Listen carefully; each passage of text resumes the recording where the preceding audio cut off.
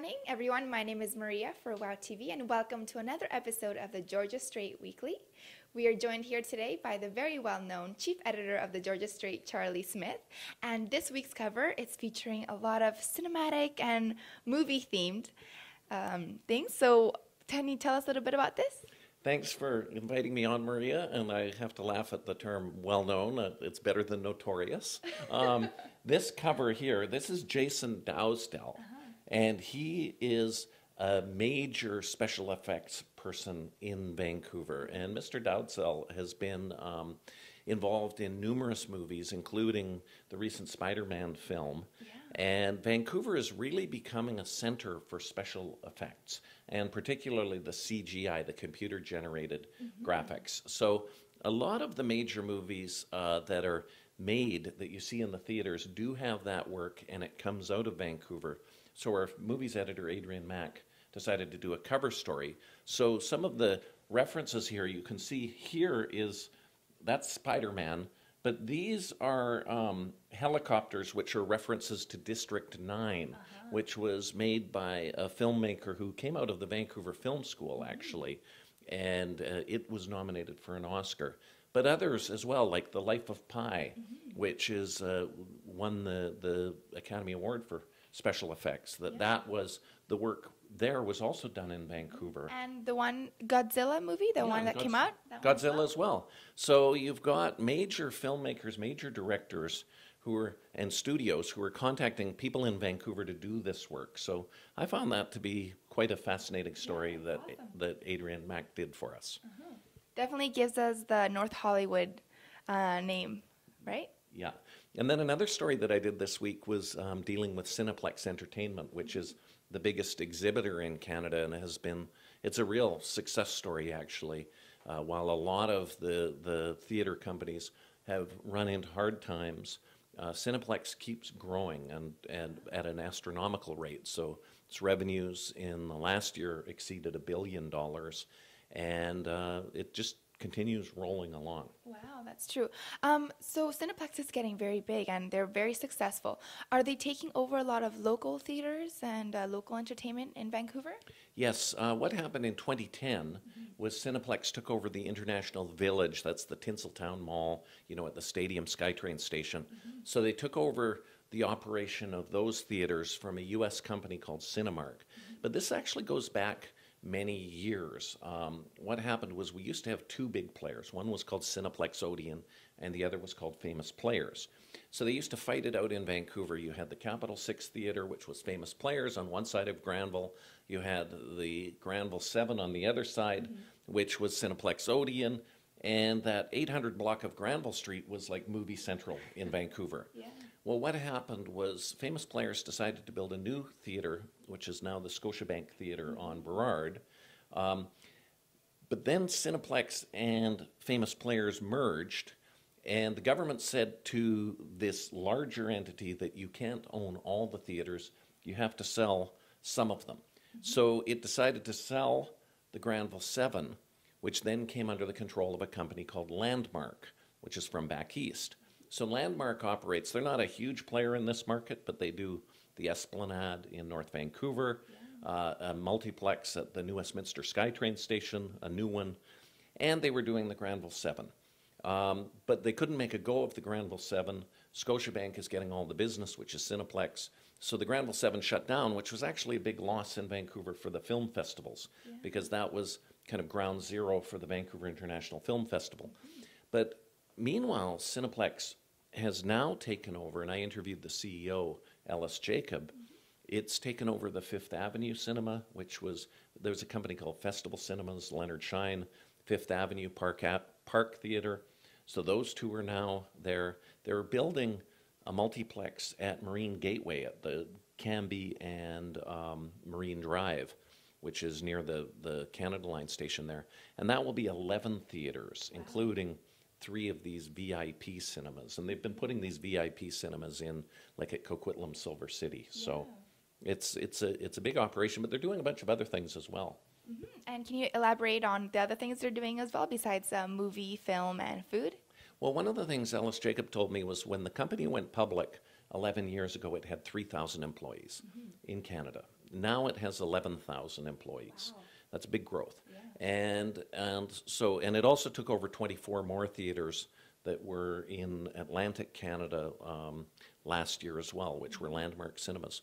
So what it's been doing has been creating brands. So you used to go to Cineplex and you'd buy your Coca-Cola. Well, now they're selling Poptopia, which is actually a Cineplex brand. They're selling Yo-Yo's Yogurt, which is actually a Cineplex brand. And this year they've started opening, they're opening a Poptopia store in Toronto outside of the theater. They also did this deal with Scotiabank with the scene card. So many people who go to the movies have scene cards. I have one. Yeah. And what you get is you go to see enough movies, and then you get a free movie, or you get a discount up at the concession.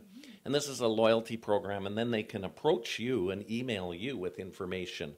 Like recently, the $1 Million Arm scene card members can enter a contest to win a trip to India. Yeah. So what's happened is, so they've got this loyalty program with Scotiabank. They're putting Scotiabank's name on theaters, which is another way to generate revenue. They're creating brands. They've had almost 10 million people download the app, which is quite incredible when you look at Canada's population, only 34 million. So and then they put in the stadium-style seating and this Ultra AVX technology, which is a big screen and a powerful effect, and the Dolby sound. They haven't gone to 4D, which is actually something that's been tried in California. We're used to 3D, but 4D is where your seats actually shake and things like that. Yeah. But they are doing a lot of things, and it is a real Canadian success story, but it also creates concern. And because if you're a smaller player, like you're a Van City Theatre, you're a Pacific Cinematheque, well now it's called Cinematheque, and you're wanting to show these alternative movies, now you're facing a real gorilla in the market with a lot of power. But the other thing that I found interesting was Ellis Jacob. He's born in India, actually, a Sephardic Jew from Calcutta. Yeah. And he has a real fascination for Bollywood films. So we were talking about that as well, which I found quite amusing. That's cool. That's very cool. So we're talking about Bollywood films, and well, in Silver City in Richmond, they do show a lot of Chinese films. How do you see the success of foreign films growing in Vancouver? That's a good question, Maria, because this was something I discussed with Ellis Jacob, and we were talking about the Bollywood films at Strawberry Hill in particular, but also Silver City in Richmond, and sometimes even at International Village downtown. And he grew up actually watching Indian cinema. So he watched this famous Raj Kapoor film called Sangam, which was the first color film by the greatest director kind of that era when he was a boy in Calcutta in 1964. And so we were talking, and he'd met Aishwarya Rai Bachchan, who's one of the big stars in India, and had his picture taken, and he went to India and he's showing pictures. But he also talked about Chinese films and Philippine cinema. And he said his goal over 5 years is to reach 30% of the box office revenue would be from non-Hollywood films, where it isn't even close to that right now. But he understands the diversity of Canada, and that particularly younger people come from all different backgrounds, speak many more languages than was traditionally the case in Canada. And I think his background is growing up in India, moving to Canada when he was 16, speaks Hindi, gave him, I think, a broader cultural appreciation than most senior executives of Canadian corporations. And I do believe that his appreciation and understanding of diversity has been one of the factors that has underscored Cineplex's success. Yes, that's great, especially in a city like Vancouver where it's very multicultural. So I know that Cineplex has all these new technology advances that try to lure viewers in, such as like the D-Box, the Ultra AVX, and now they have like the Time Play app that you play on before you watch your movie. What challenges are facing the movie industry right now? Well, I think one of the challenges that Cineplex is facing is that home entertainment systems are becoming so magnificent. You know, you can get 80-inch screens. You know, you can create the equivalent of a movie theater in your home.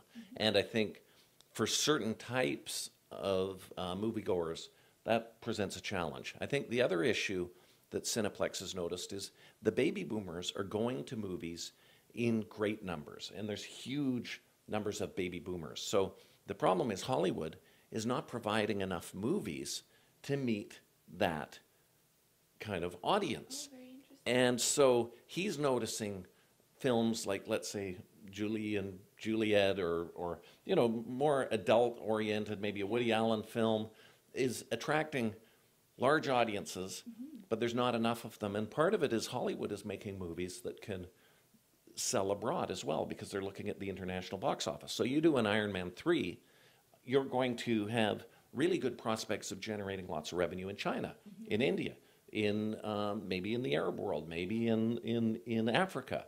Whereas a film that might be more of a talkie film that is targeted more at older people might not have the same kind of ability to generate revenue in other markets. So this is what's, so that's one challenge. The other challenge is with the issue of the home entertainment. I think a third challenge that Cineplex is also facing is just real estate and securing locations for theaters. Like, I find it interesting that it's going out to Marine Gateway.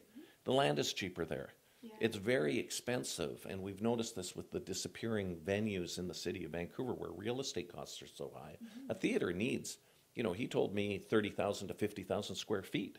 Well, how do you get that much room when theaters like the Park, or not the Park, I mean the Ridge, just disappeared because condo developers can make more money selling condos on that site than they might be able to make with movies. So we're noticing theaters like the disappearance of the Granville 7 and the loss of the Capital 6, that I think we're going to see more theaters in places like the Silver City Richmond, the Marine Gateway, Strawberry Hill, you know, in areas where the real estate costs aren't so high. A lot of the young people are out there, but it's also a bit of a challenge. How do you serve the west side of Vancouver when there's no Hollywood theater, there's no Ridge Theater? All you've got is basically the Fifth Avenue cinemas. So. So have you been going to movies since a very young age? Oh yeah, I love movies, and it's great fun. So. Truly very good entertainment. And just one last question. How do you think films have progressed since you started watching films?